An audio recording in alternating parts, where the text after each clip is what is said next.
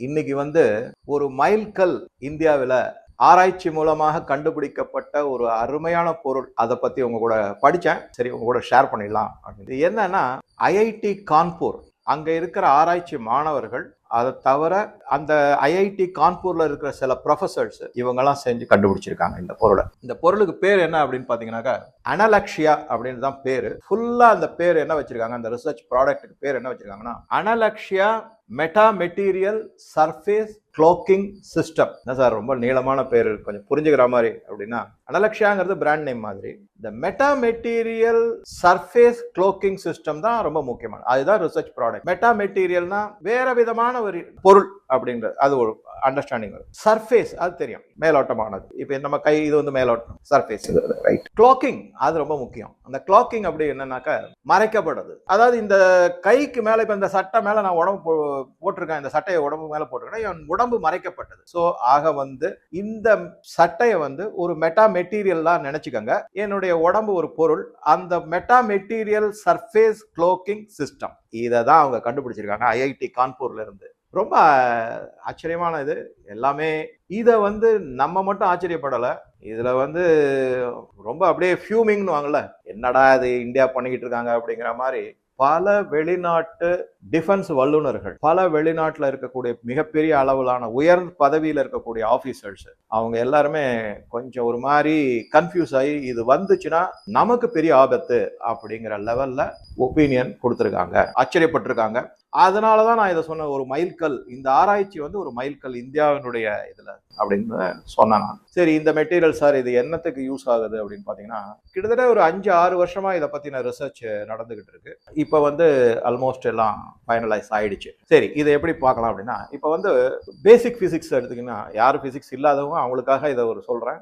நான் பிசிக்ஸ் படிச்சு டீச் பண்ணிட்டு இருந்ததுனால அதை பத்தி பேசுறேன் நான். அதனாலதான் அதை விளக்கமா சொன்னா பெட்டரா இருக்கும்ன்றதுனால சொல்றேன். இருட்டுல ஒரு பொருள் தெரியுமா? தெரியாது. வெளிச்சம் இருந்தா தான் தெரியும். அதாவது சன்லைட்டோ வேற விதமான செயற்கை வெளிச்சமோ இருந்தா தான் தெரியும். சரி, அது எதனால தெரியுது அப்படின்னா, எந்த பொருள் மேலேயுமே ஒளி போய் அது மேல பட்டுட்டு திரும்பி வரும். அந்த திரும்பி வர்றதுதான் நம்ம கண் விழி வழியா நமக்கு அந்த பொருளை காமிக்குது அப்படின்னு, இல்லைன்னா காமிக்காது. அதனால இருட்டுல வெளிச்சம் இல்ல, இந்த பொருள் மேல விழல, பொருள் மேல வெளிச்சம் விழாம நமக்கு கண்ணுக்கு திருப்பி வரல அப்படிங்கிறது தான் பேசிக் அண்டர்ஸ்டாண்டிங். சரி, இதை இன்னும் எப்படி கொண்டு போகலாம் அப்படின்னா, ஒரு சின்ன இன்னொரு உதாரணம் சொல்றேன். அதுக்கு பேரு ரிஃப்ளெக்ஷன் அப்படின்வாங்க.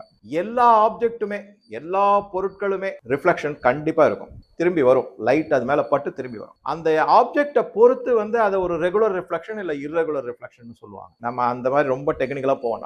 ஒரு கண்ணாடியை எடுத்துப்போம், நம்ம முகம் பார்க்கும் கண்ணாடி. நம்ம உடம்புல படுற ஒளி அங்க போகுது, அதாவது மிரர்ல போய் விழுது, அங்கேருந்து அது திருப்பி வருது. திரும்பி வர்றதுனால நமக்கு ஒரு உருவம் நமக்கு தெரியுது. ஒருவேளை நம்ம அந்த மேல, அந்த கண்ணாடி மேல ஒரு நல்ல திக்கான ஒரு கருப்பு துணி எடுத்து மூடிட்டோம்னு வச்சுக்கோங்க, உருவம் தெரியுமா? தெரியாது. அப்ப அந்த கருப்பு துணி என்ன மாதிரி பயன்படுது அப்படிங்கறத இந்த டெக்னாலஜில கொண்டு வந்திருக்காங்க. அது இருக்கட்டும் ஒரு பக்கம். இப்ப அதே மாதிரி கொஞ்சம் இந்த பேசிக்ல இருந்து கொஞ்சம் ஹையர் லெவலுக்கு போயிட்டு ஒரு ஃபைட்டர் பிளேன் இருக்கு. அந்த ஃபைட்டர் பிளேனை நம்ம ரெண்டு விதமா, இது ஃபைட்டர் பிளேன், நம்ம எதிரியினுடைய ஃபைட்டர் பிளேன் நம்ம ஏர் ஸ்பேஸ்ல வந்திருக்கு அப்படின்னு எப்படி கண்டுபிடிக்கிறாங்க? ரெண்டு விதமா கண்டுபிடிக்கிறாங்க. ஒன்னு என்னன்னா, அந்த ஃபைட்டர் பிளேன் எரிபொருள் யூஸ் பண்ணி பின்னாடி நெருப்பை கொட்டிக்கிட்டே போகும். நீங்க பார்த்திருப்பீங்க சினிமாலேயோ இல்ல பல ஊடக காட்சிகள்.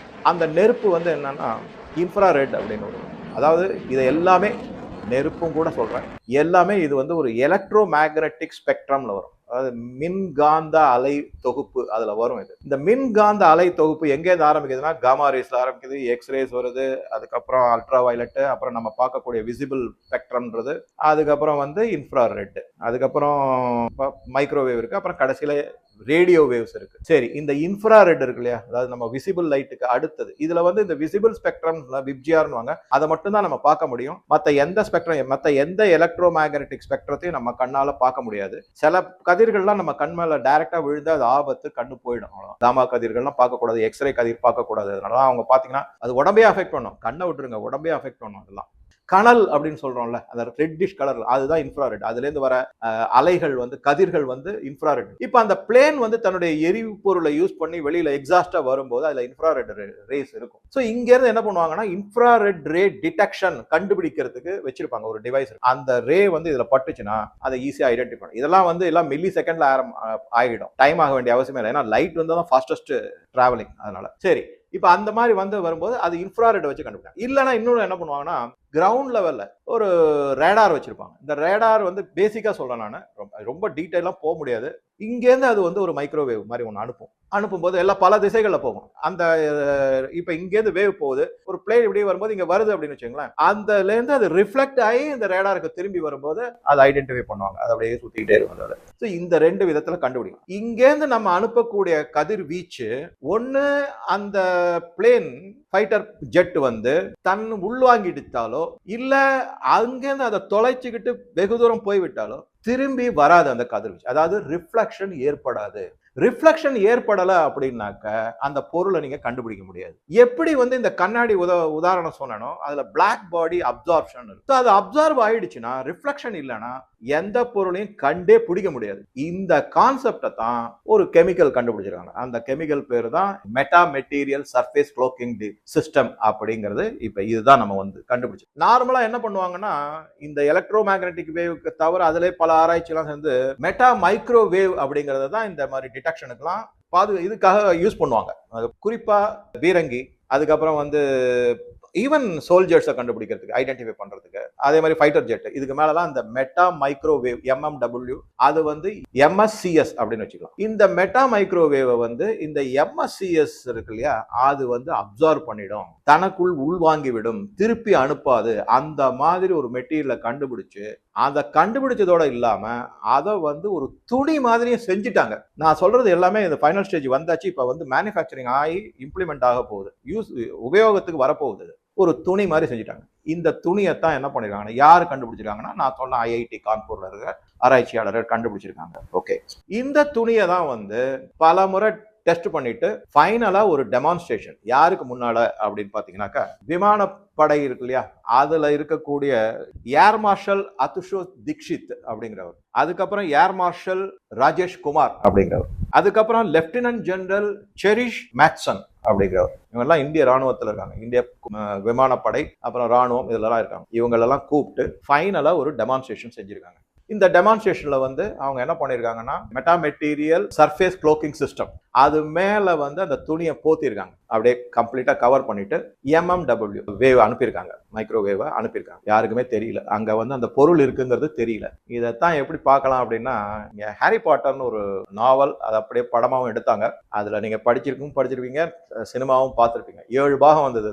அதுல அந்த ஹாரி பாட்டர் வந்து அந்த இன்விசிபிள் க்ளோக் அப்படின்னு ஒன்று போட்டுக்கிட்டு இருப்பார். அது எப்ப பார்த்தாலும் அதை போட்டுக்கிட்டு தான் மற்றவங்களெல்லாம் சத்தாச்சிக்கிட்டு இருப்பாரு. எங்க வேணாலும் போவாரு வருவார். எல்லாம் அவர் யார் உருவமே தெரியாது, ஆனா அந்த ஒரு நகர்றது மட்டும் தெரியும். அந்த படம் வந்தபோது இது வந்து எல்லாம் சும்மா இமேஜினேஷன் ஸ்டோரி அப்படிங்கிற மாதிரி தான் போய் ஒத்துக்கிட்டு இருக்காங்க. அப்ப வந்து IIT பாம்பேல இந்த படம் வந்த சமயத்துல நான் சொல்றது, அந்த IIT பாம்பேல எப்பவுமே ஒரு டெக் ஃபெஸ்ட் அப்படின்னு ஒன்று நடக்கும். அந்த ஃபெஸ்டிவல்ல சின்ன லெவல்ல ஒரு பேனா மேல இந்த மாதிரி ஒரு கிளாத் இருக்கு, செய்ய முடியும், இன்விசிபிள் பண்ண முடியும்னு அந்த துணியை எடுப்பாங்க, பேனா தெரியும், துணியை போடுவாங்க, பேனா தெரியாது. அந்த மாதிரி ஒரு இது இருந்தது, நல்லா இருந்தது. அது அதனுடைய எக்ஸ்டென்ஷனா தான் இது IIT கான்பூர்ல இப்ப மிகப்பெரிய லெவல்ல இன்னும் அட்வான்ஸ்டு லெவல்ல செஞ்சிருக்காங்க அப்படின்னு நமக்கு படுது.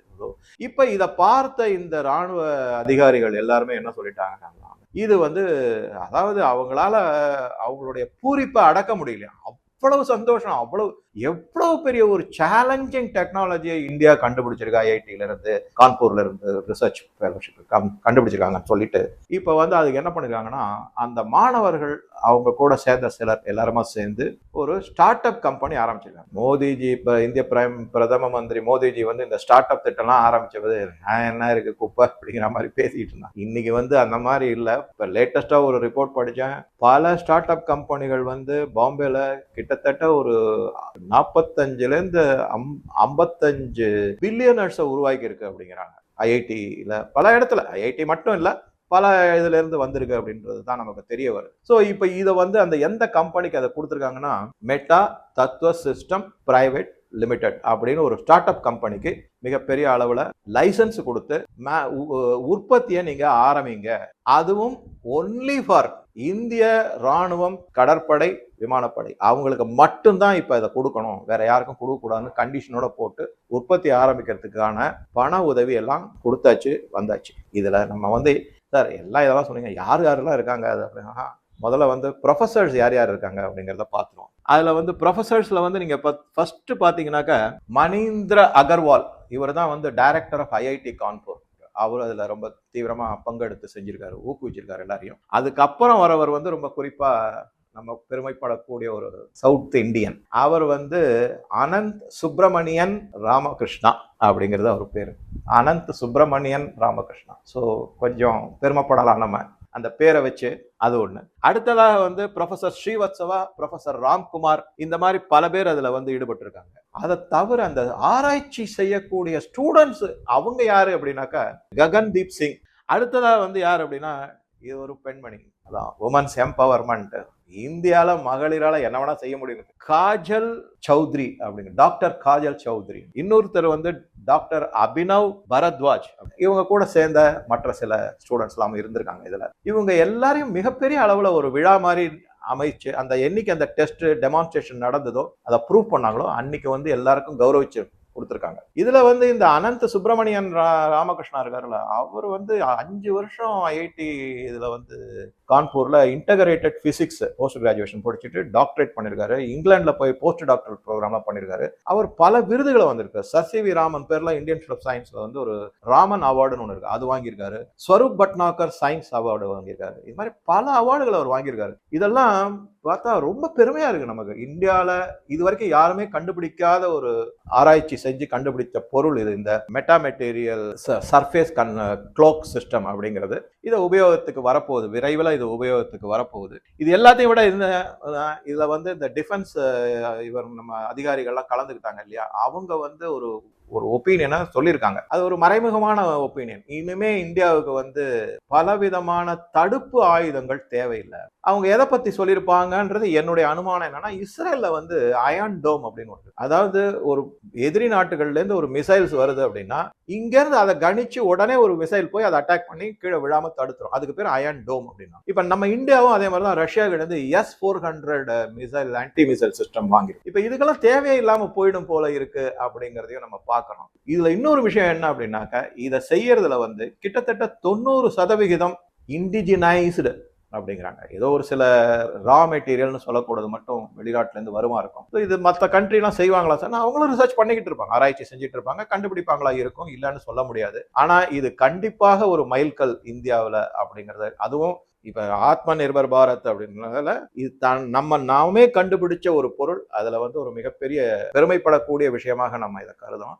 இதை வந்து நான் உங்ககிட்ட இந்த பார்வையாளர்கள் எல்லார்கிட்டையும் நான் என்ன கேட்டுக்கிறேன், டிஎம் பார்வையாளருக்கு அப்படின்னாக்கா, இந்த மாதிரி நல்ல விஷயங்களை, ஒரு மைல்ஸ்டோன் விஷயம் சொல்றத இளைஞர்களுக்கு நீங்க கொஞ்சம் எடுத்து சொல்லுங்க, அதை பத்தி திருப்பி படிக்க சொல்லுங்க. எல்லா பத்திரிகையிலையும் வந்திருக்கு, ஆனா எனக்கு தெரிஞ்சு இன்னி வரைக்கும் யாரும் இதை பத்தி பேசுனதா ஓப்பனா வெளிப்படையா யாரும் பேசுறதா மாதிரி தெரியல. எனக்கு இதை படிச்ச உடனே 28ஆம் தேதி தான் வந்து இந்த டெமான்ஸ்ட்ரேஷன் பண்ணி ஹானரேரியம் எல்லாம் கொடுத்து எல்லாம் செஞ்சிருக்காங்க அப்படிங்கறத நேற்றுக்கு பேப்பர்ல வந்தது. ஓகே, ஸோ இதை படிச்ச உடனே உங்களோட ஷேர் பண்றது மட்டும் இல்லாம உங்க மூலமா இளைஞர்களுக்கு இந்த மாதிரி எல்லாம் எடுத்து சொல்லணும். நேரம் விரயத்தை தவிர உபயோகமான செய்திகளை நீங்க தெரிஞ்சுக்கணும் அப்படிங்கிறதுக்காக தான் உங்க கூட ஷேர் பண்றேன். நன்றி, வணக்கம். உங்க கருத்துக்களை பதிவிடவும்.